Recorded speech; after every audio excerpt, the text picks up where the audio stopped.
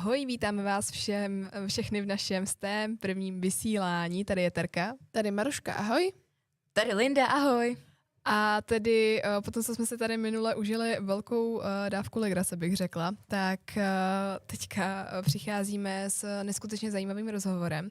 A to bude rozhovor o české olympijské vítězce v hodu diskem z Melbourne v roce 1956, která je shodou okolností i rodačka z blízké Libyše.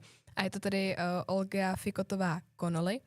A celkově jsme si vlastně měli nedávno úplně úžasnou příležitost potkat se s jejími 2 dcerami, které sem přijeli z Ameriky, aby předali právě medaily Národnímu divadlu.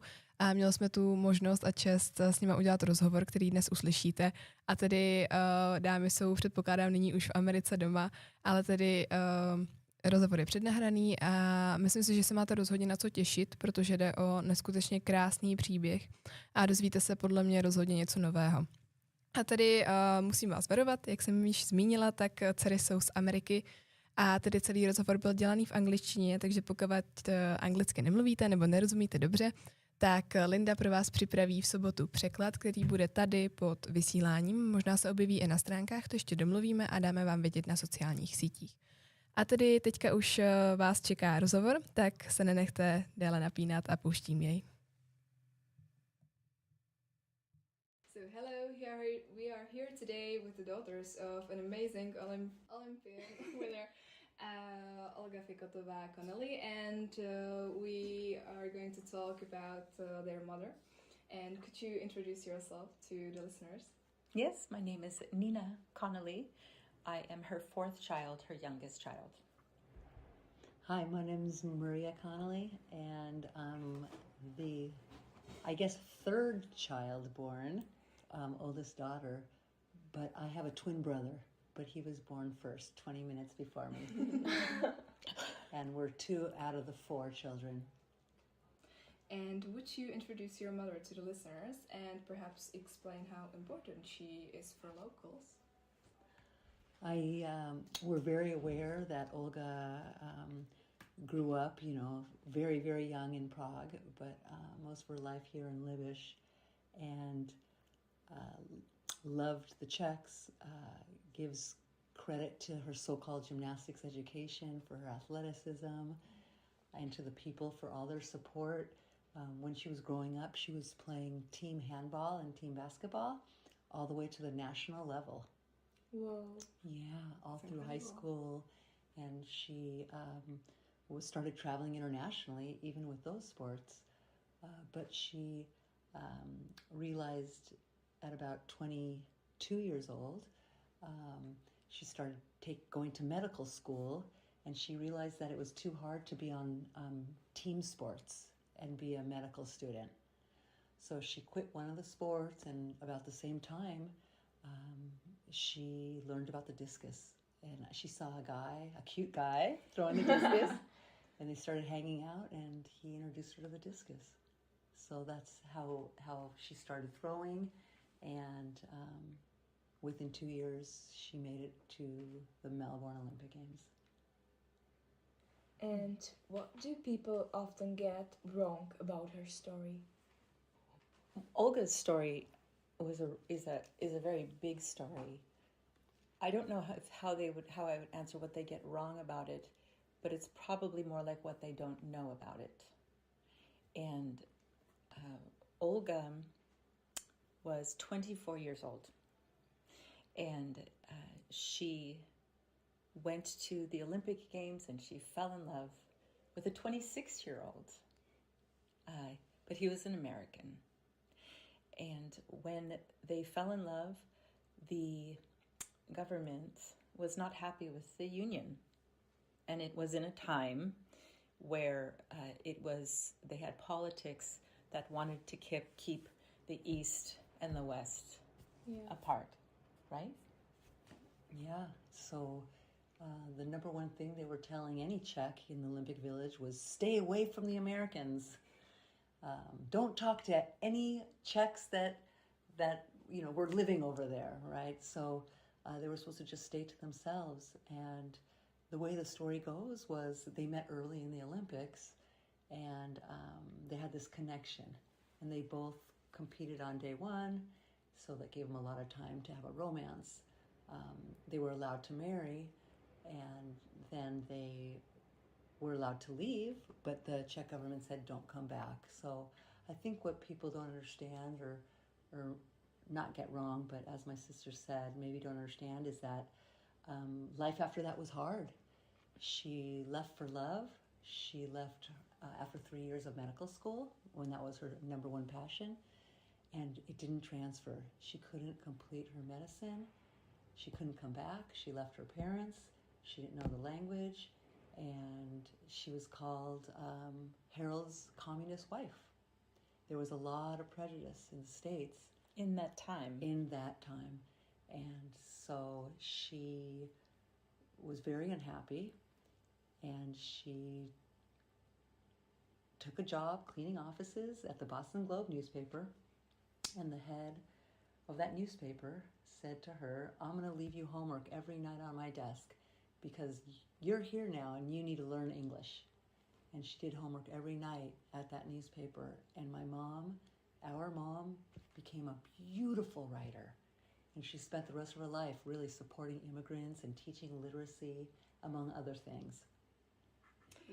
I would add that when she fell in love with our father, I don't know if you've seen the pictures or you have seen you can see all of this on the internet. Their wedding was supposed to be a secret wedding, and what was it? 30,000 people showed up in the old town square, and the whole world was chanting, "Let love win," don't keep them apart. It was a story that went around the world. This was a young girl from Libish who happened to be incredibly talented with athletics. She loved doing all sports, and she found her way from picking up a discus, and in 24 months, she finds herself in the Olympic Games, and she, like we said, she met this man, and so they wanted to keep them apart. One story was and I believe it went like this, but I understand that they sent her away to hide her in Siberia so that the American, our father, couldn't find her.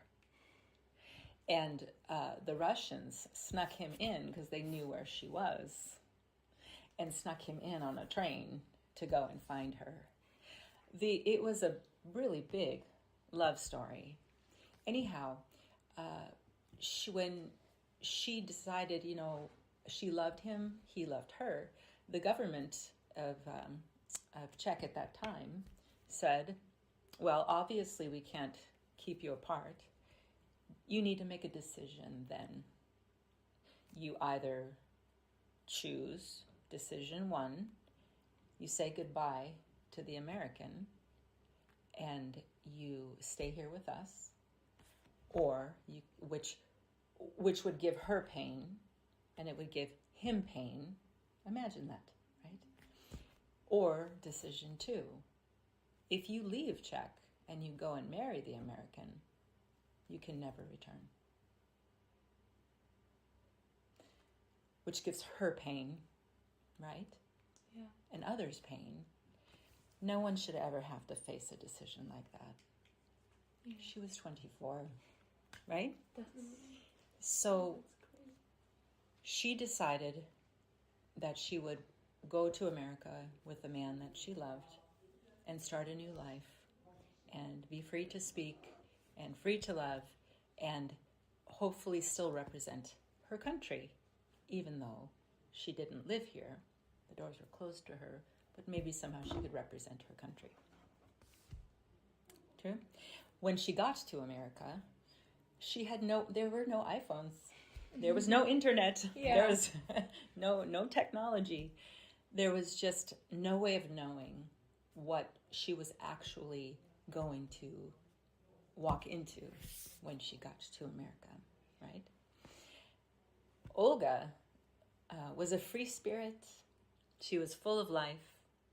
She was full of joy. She was full of adventure. She had wide eyes, wanting to see the world. She had a passion for people. She had a passion to help those who were needy, for the hurting. She even wanted to be a pediatric surgeon. She was just finishing up her credits to do that in Czech. And her dream was when she was done with athletics, she would help with surgeries, the poor children and the children who were crippled, to have them have a better life. This was her plan. When she got to America, she was faced with rejection. As my sister said, they saw her as a communist, but she wasn't. She just wanted to love the people of America. But now she was faced with rejection, and she thought to herself, what have I done? But she couldn't go back. Yeah. So like my sister said, she fought hard. She didn't let the situation stop her. She learned the language. She became an incredible writer, and she helped people everywhere she could, as often as she could. Her medical credits didn't transfer. They wouldn't accept them. So she also lost her dream. And I would like to ask you, if you had to describe your mother in 3 words that aren't athlete or Olympian, what would they be? Describe our mom in 3 years without using athlete or Olympian? Yeah. I would say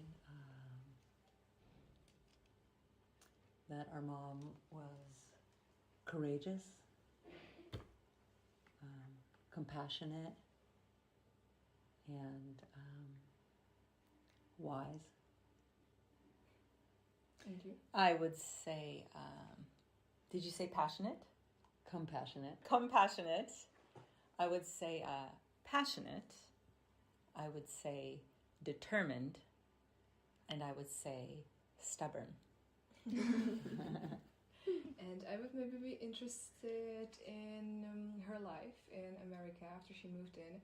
And you mentioned it was hard because the society rejected her, or they had some prejudices towards her.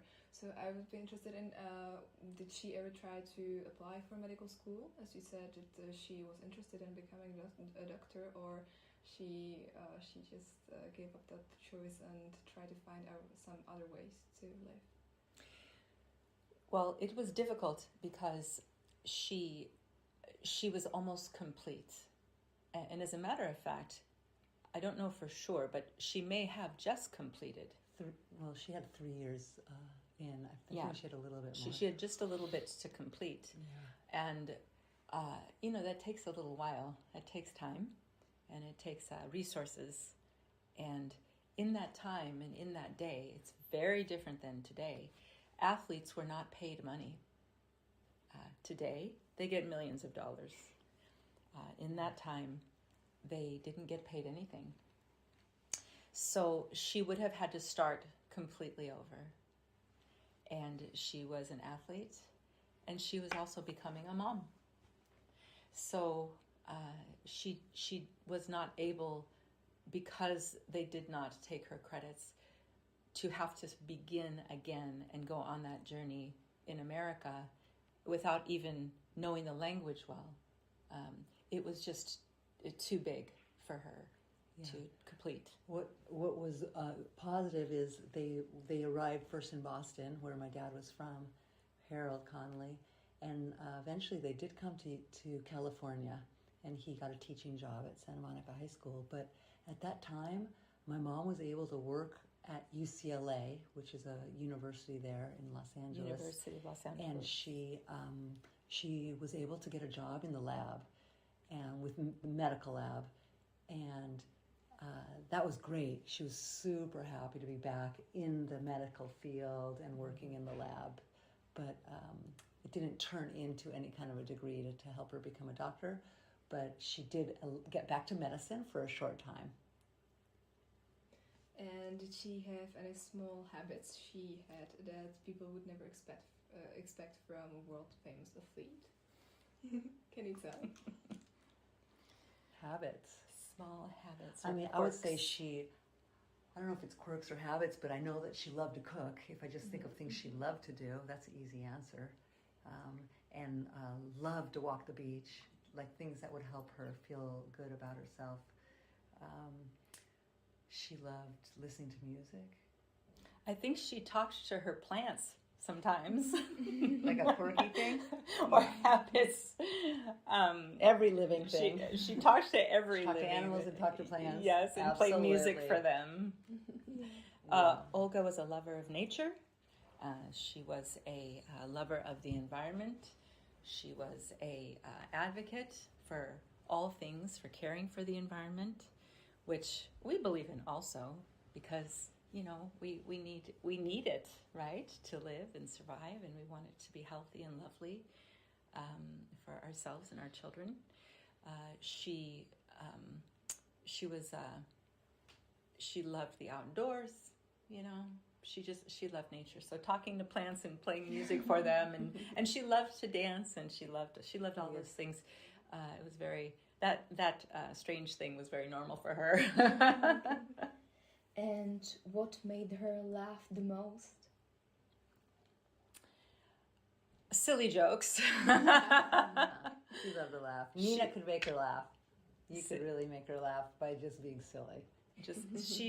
She loved to be silly. And when you see her photographs, whether it's online or wherever you see her smiling, that was her spirit. I mean, she genuinely loved to laugh. She looked for the funny situations and everything. And I think that is a great message. I know it has always been to me. Life can get difficult. It certainly was very difficult for her. But laughter and trying to find the funny things makes it maybe a little bit easier. And did she ever tell you about a moment when she felt truly afraid? Well, she had a lot of moments where she felt afraid. So Olga, we talked about how she married our father. She came to a country. They didn't really want her. She felt rejected. She left Czech as kind of a celebrity. She was Olga. Everybody knew her as Olga, and she went, like my sister said, to the Americas, and she lost that personal identity, because in that day and in that time and in America, that was kind of a cultural normal thing. You become Mrs. whoever you marry, yeah? So she found herself feeling very alone. And because the country at that time, Czech, closed its doors to her and said, "You are not allowed back," she felt even more alone. Yeah. Czechoslovakia in those days. So her fears, she was very strong. She never really showed her fears, but because we're her children and we lived with her, especially as adults, and you look back on your life, you can understand better. She raised 4 children on her own, and she was afraid at times that she would be able to feed us and keep us healthy and have enough resources to do that. I think that's when she was afraid. You use the word fear. That was probably the biggest, because it was amateur athletics, and they had to work during the day and then train. And our father was just passionate about his throwing, and he could work and then throw all day. And sometimes the burden always falls on the woman, right? She would take care of the kids and cook and clean, and at the very end of the day, go run out for an hour, But she, so I'm not going to say it was sadness, but if you could say, fear, but sadness. She, after 56, she wasn't allowed to come back, so she made the 1960 team, and she goes to the 1960 Olympic Games in Rome. And she said she was at the top shape of her life, but she said she would walk into the dining hall and she had her USA sweatshirt on, and they'd say, "USA, how'd you steal that?" Because she had a real thick accent. When she saw her teammates, they were told lies. Olga doesn't want to come back. They could say whatever they wanted about her at that time. and a teammate actually spat on her. And so she said she was heartbroken in 60. Mm-hmm. She just felt heartbroken and she didn't compete well. And she said, I wish I figured it out. If I could have figured out that I was competing for all the displaced people in the world, I would have won that gold medal. Like she just, you know how it is? Like you can even figure out in your head, okay, now that's my inspiration. So she would always tell me that story after, which makes me so sad. But she figured it out after that, and she worked hard and lived her life for those people the rest of her life, yeah. And since she was an athlete, what was her relationship with failure? How did she deal with losing? For example, as you shared this memory, Yeah. how did she cope with that? She was always problem solving. She never gave up. And even when she was ill, she never wanted to stop fighting. She wanted to cure it. So yeah, she would study. She would go internal. She'd break down her training, what she's eating. She understood everything about the mind-body connection. So she'd go on a real personal journey to figure out what to learn from every situation and be better.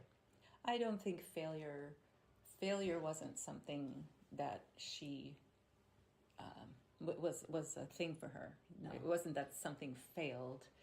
It was, this didn't work. Let's take a minute, look at this, and how can we change this and try again. Mm-hmm. She was also an educator. She didn't look at life with pass and like pass and failure, or even win or lose. She just looked at life as challenge to overcome.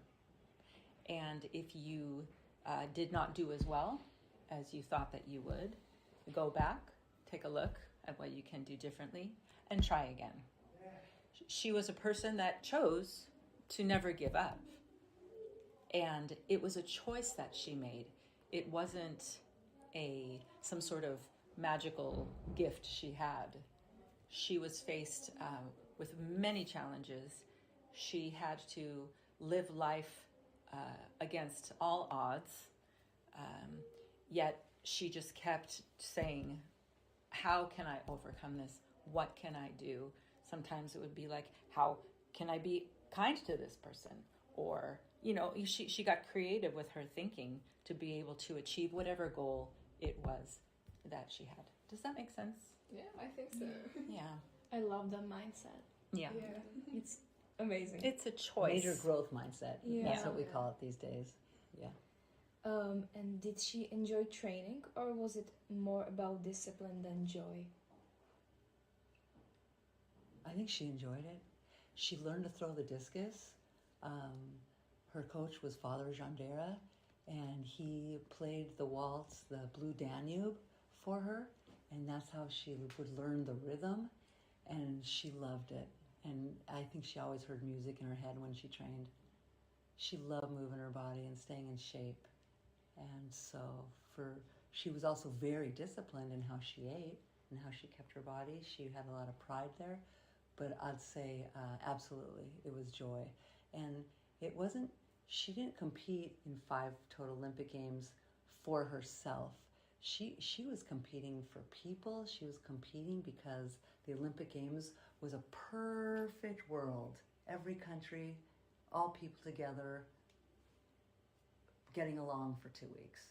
Like, she loved that atmosphere. And that's why she could leave 4 kids and make her 5th Olympic game. It was that atmosphere. So I think everything was disciplined, hard work to get there, but pure joy. And could you tell us what was the hardest cultural difference for her to accept? Maybe in the USA? That's a very good question, because we didn't live in that time. So I think for us it would be probably our best guess. Okay. I think the hardest cultural difference would be that there was a lot of prejudice in America at that time. Yeah, there was prejudice here too. But Mom, coming from the Olympic Games and being so much a part of a small town, and then the Olympic Village and all that. It's kind of like multi-international. I know I can only say that for my understanding, it was just very hard for her to see the separation with segregation. Like, for example, if you were born by no fault of your own with a different color skin, you were put over here, right? And I know that existed many, many places. The 60s. It was mostly the 60s, it was very 70s. extreme. And Olga, who, even though she didn't have that darker colored skin, she didn't sound like them.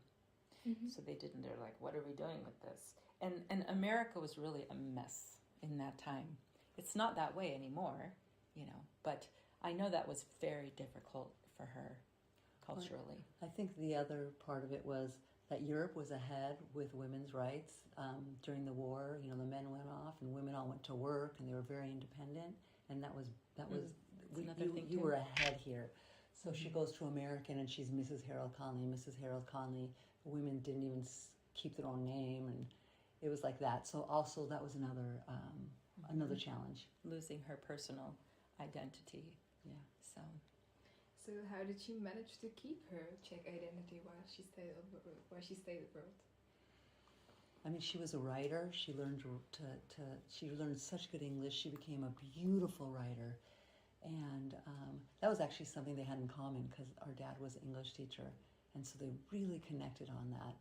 But she wrote so much about all her feelings on philosophy and life. And that's always, of course, Mrs. Harold Conley. And I would say also,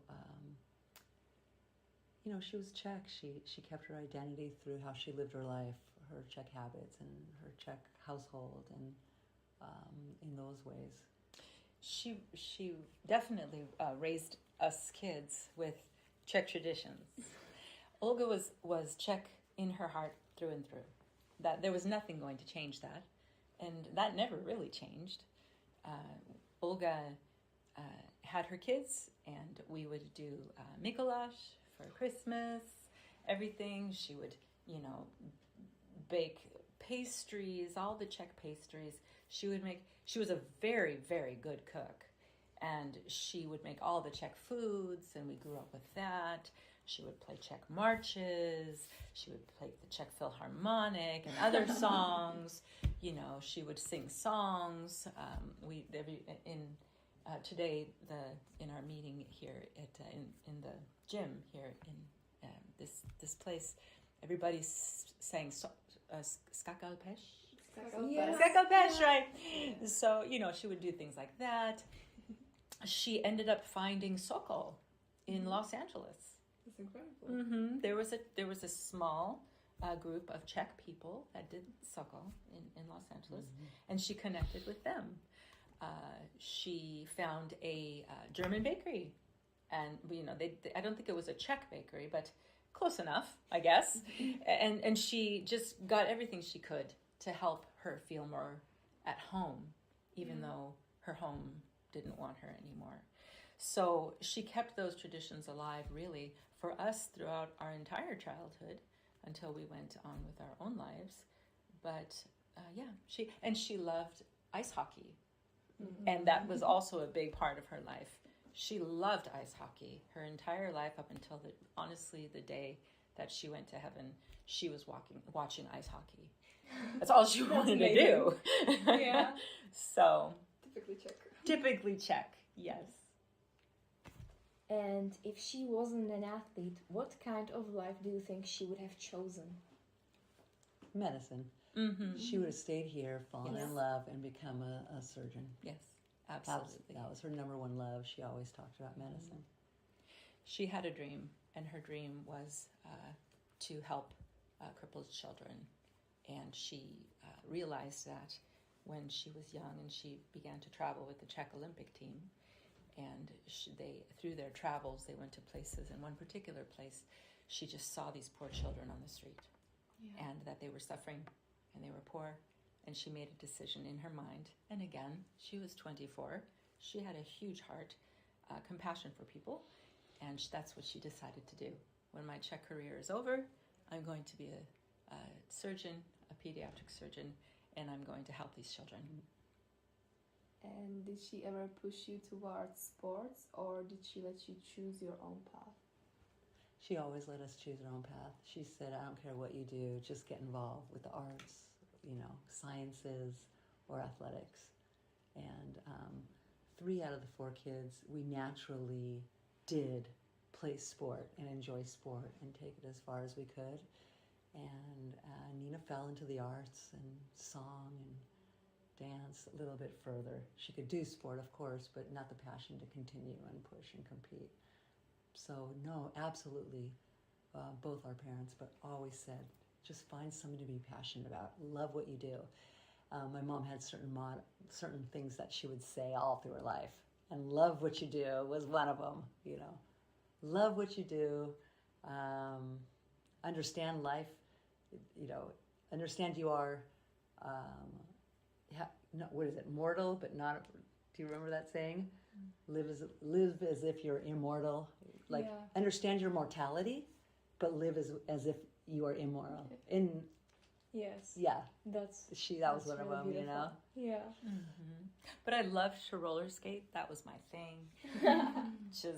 I was quite the roller skater. My brothers and sisters, I was the youngest, remember, and they all did go into competitive sports, to even high level athletics, and I could do these sports. I could do sports, but not everyone is created the same. And even though you can do something, it doesn't mean that you have the passion or the fire to do it at a certain level just because you can do it. And I didn't get that, but she never pushed us, and she recognized that. But I did love to sing and dance, and I was great on roller skates. And I would be interested in how has your perception of her changed during as you've grown older? More respect as I've raised my family, gotten married and raised my son, and just being a woman, there's just much more respect for how she lived her life and the decisions she made. And traveling back to Prague with her in 2006, 20 years ago, I also learned so much about her, and I just have a whole lot of respect for how strong she was growing up with such adversity here. Her father was imprisoned because he was a guard working with President Masaryk, and there was a lot of problems. So she was extremely strong and brave. So I have a lot of respect for that. She was. When her father was imprisoned, partly because he was a soldier in World War I, he was an officer, a captain, I believe. And then when World War II came, and I'm guessing you know some about World War II, he had enough bloodshed. He didn't want to be a part of that. So part of the story is that he pretended he was deaf when they came looking for him to participate in World War II. And they found out he actually wasn't. So part of that reason, and then there was some resistance to not supporting that cause, which he likely was a part of as well. They put him in prison. So Olga had to now only be with her mother, and then her mother got ill. She had a heart attack. So now Olga, at 11, 12, 13 years old, is caring for her mother while her father is in prison. So she didn't have it, very easy, even as a young woman, but she found athletics. That was her outlet. She found her passion, and it's a great outlet. And then she was in athletics for a time, met my dad, and now you guys know the rest of the story. Yeah. So then with that decision, she also stepped into a life of difficulty. But it was used for good, because it was in that time, as you guys understand, that the East and the West, when they weren't talking, that was part of getting the conversation going. Yeah, the many Cold people War. see that it was kind of a catalyst almost, that she married an American. It was a big story. And At the maybe time. it was a catalyst. You never know how one thing affects another. It helped change some people's minds. Yeah. Yeah. And what is the most valuable lesson she taught you without even realizing it? Do you have? Yes. You are what you eat. That's a great lesson. It's a good one, yeah. Yeah. If the animal eats it, whatever it ate, or whatever it was fed, or what it was given to it to be healthy, and you eat it, you are that, because you consume it too. And that was important to my mom. Eat well, eat fresh, eat clean, exercise, get some fresh air, breathe deeply, eat lots of vegetables, if you like them. I think that was always her message. And she spent all of her money, which wasn't a lot, to keep us very healthy and strong through great nutrition. And we, now as adults, and where we are in our season of life, we can tell you that it works, and it's wise, and it's true. So I'm just going to wrap it up and say lifestyle. Okay. She gave us a lifestyle, and also I would say an outlook on how to live life, that everything's interconnected. Mm-hmm. Whether that means anti-war, whether that means protect the environment, don't take too much from Mother Nature, or protect the weak, speak for those that can't. Mm-hmm. She just led through her life on those levels. And was there ever a moment when you realized, wow, my mom is actually extraordinary? When you're on the inside looking out, sometimes it's difficult, because we saw the happy times, the sad times, the good times, the bad times. We lived all of that with her. But as we've become adults, and now even coming here, for example, and meeting all of you, and meeting the town, and being able to connect the dots of her life, and walk the streets that she's walked on. I can speak for myself, being here for the first time in Prague, and being able to now put the pieces of the puzzle together, and seeing what a bigger picture of what her life was like. I can tell you now that I see she was very extraordinary. Yeah, and I think that's a great answer, because you're growing up, you're going through school, you have your own goals. When she was competing, if her last Olympics was 1972, and I'm in the middle, but I was born in 63, I was only 9. Is that correct? 9 to 72? Yeah. So, you don't really know. You just know mom's gone, and then mom's back. Yeah. So it takes a little bit. And for me, probably when I started, I did sports, so probably not until I started playing it a little internationally, like university level. I started to realize more. So, yeah, she was a special person. And lastly, keeping in mind that it is not easy to try out and make an Olympic team. It's not an easy thing to do. And she did that 5 times. Yeah. And she had 4 children within that period. That's incredible. So that she was very strong, but she was very determined, and she was very passionate, and she didn't let failure stop her, and that's extraordinary. Yeah. She never talked about herself. She was very humble. She was always like, that's in the past. Mom, do this, do this. That's in the past. I just need to do something forward. What's next? Yeah. She lived in the moment. Yeah. And now, do you feel any responsibility to carry on her story? Absolutely. I mean, being here is obviously a huge opportunity at living our best lives and representing her legacy. Absolutely. In our own way, of course. But I think it's interesting how it works. But when your parent passes, you almost think about them more. You can feel their presence coming through you more than almost when you have them. It's an interesting thing. But so yeah, good question. I'd like to add to that also, just to tie it in with being here today. One thing Olga wondered in looking at the story of her life, looking back, it's easy to see the extraordinary in someone. That person doesn't always see the extraordinary in themselves.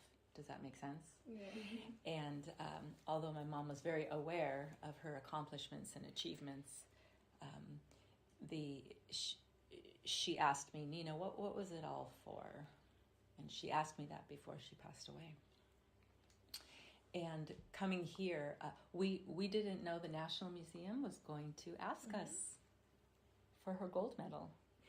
But they did. And they want to display it. And they want to create an exhibit for her. And they want to tell her life story. So we went into our collection of photos and things. Mr. Hansa Lomacek came, and he says, wow. We gave all of those things to him, and they'll be creating an exhibit for her.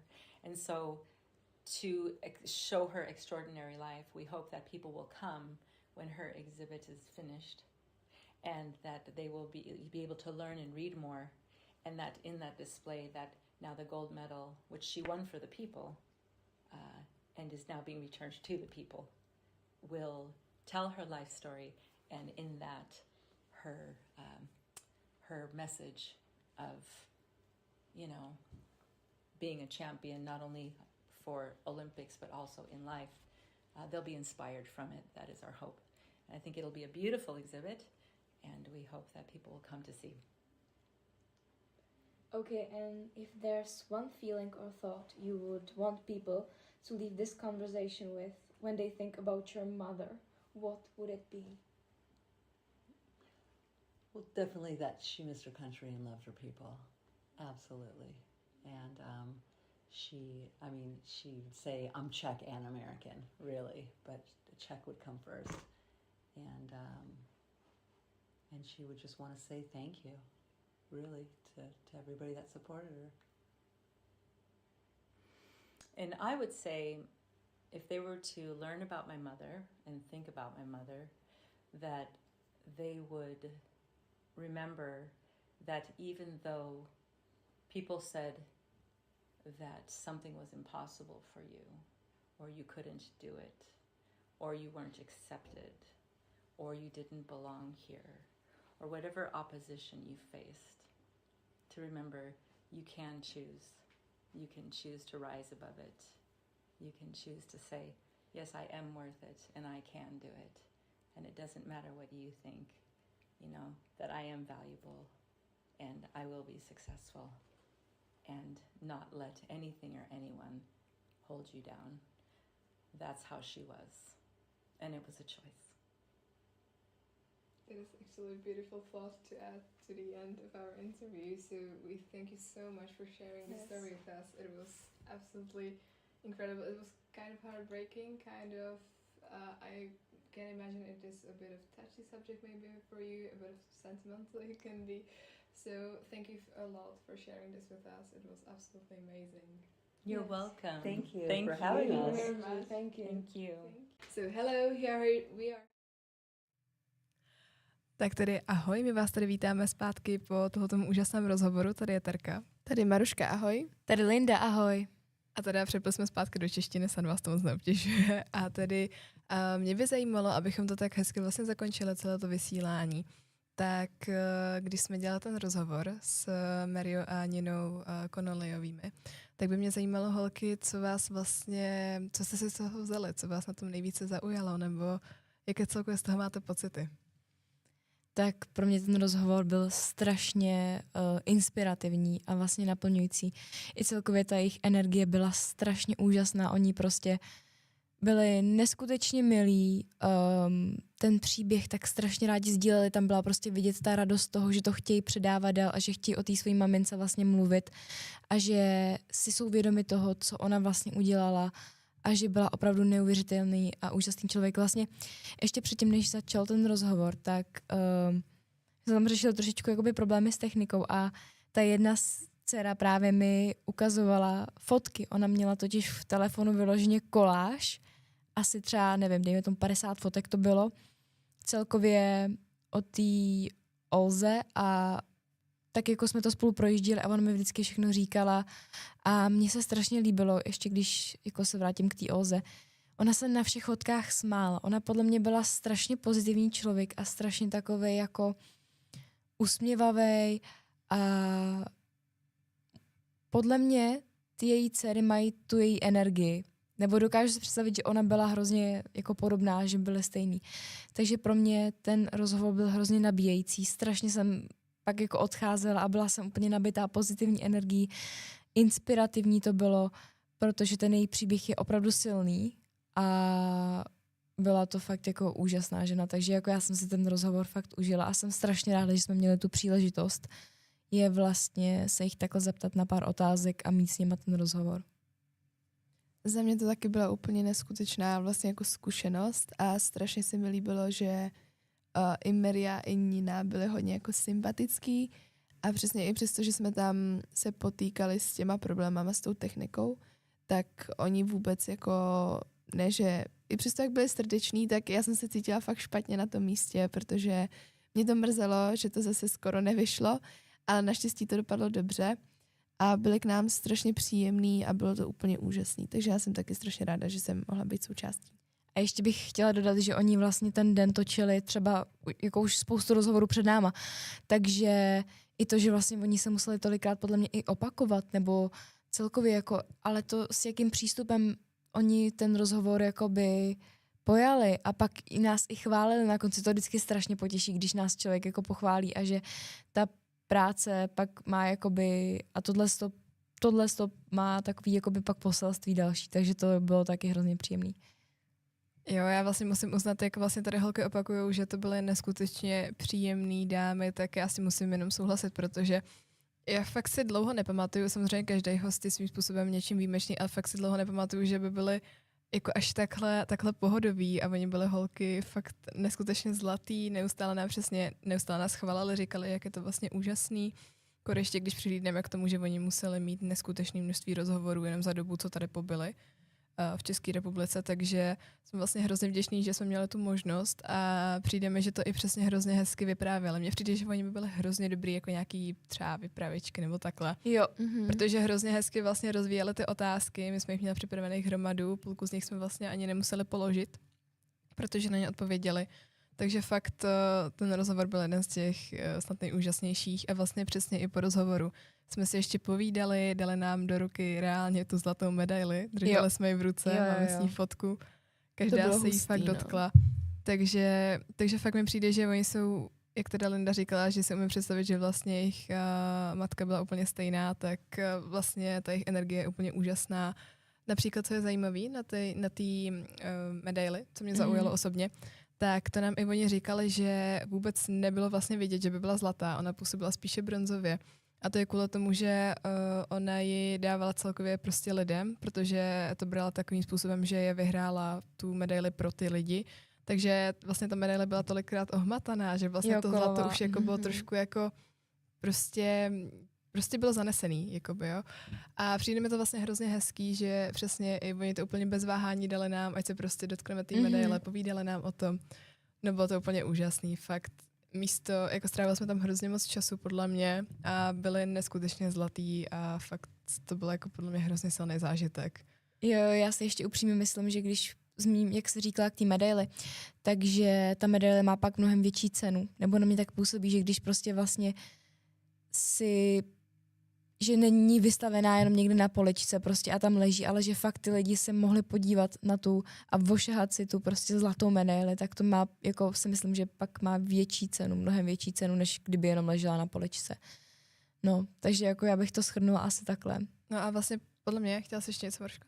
A podle mě vlastně ještě hrozně hezký celkově právě slyšet ten příběh, protože mně přijde, že tím, jak v zásadě v tehdejší době se, jak právě zmiňovali v rozhovoru, nesmělo bavit úplně o s lidma, kteří byli na západě, tak vlastně se o ní do té doby fakt nevědělo. A přijde mi, že ani dneska se o ní ani tady v okolí moc neví, což mi přijde vlastně jako hrozná škoda, protože je to hrozně významný člověk, kterýho jsme tady měli. A vlastně celkově ten příběh toho, že si opravdu musela vybrat, jestli se odstěhuje, jestli tady vlastně nechá tu rodinu a tu medicínu, kterou studovala, anebo jestli se fakt odstěhuje do té Ameriky s tím manželem, tak vlastně bylo jako fakt, to bylo neskutečné to vlastně slyšet, jak to probíhalo v tehdejší době, podle mě, a vlastně se neumím ani představit, že bych někde jako takovou volbu musela podstoupit. Jako. Mm-hmm. Takže fakt nádherný příběh a já doufám, že jste si to i vy posluchači užili. A tady my už se pomalinku posuneme k takovému našemu typickému závěru. A já tedy klasicky přicházím už s významnými dny. A tedy první významný den, který zmíním, je 15. dubna, tedy dneska, je Světový den umění. Poté 16. dubna je Světový den hlasu. 17. Linda nám tady zaspívala.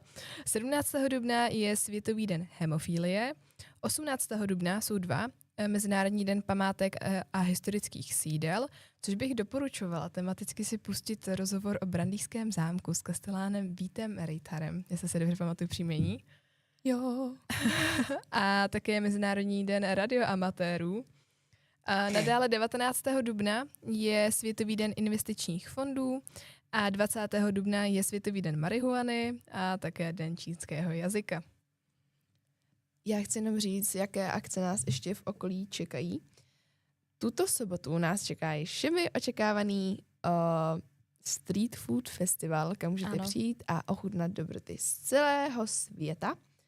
Potom v ten stejný den, taktéž v sobotu, nás čeká jarní stezka po Labím, kam určitě také můžete zavítat a hezky se projít podél Labe, pokochat se přírodou a vším.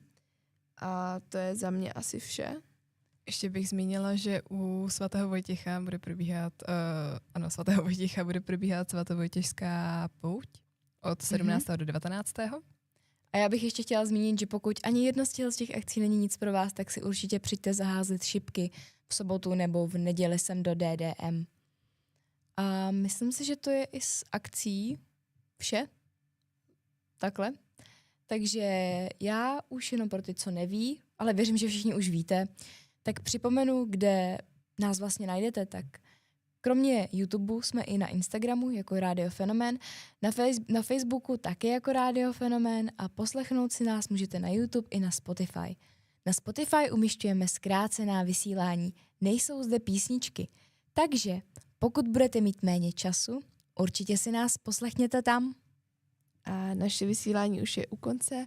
My vám moc děkujeme za veškerou podporu a uslyšíme se za týden. Mějte se fenomenálně!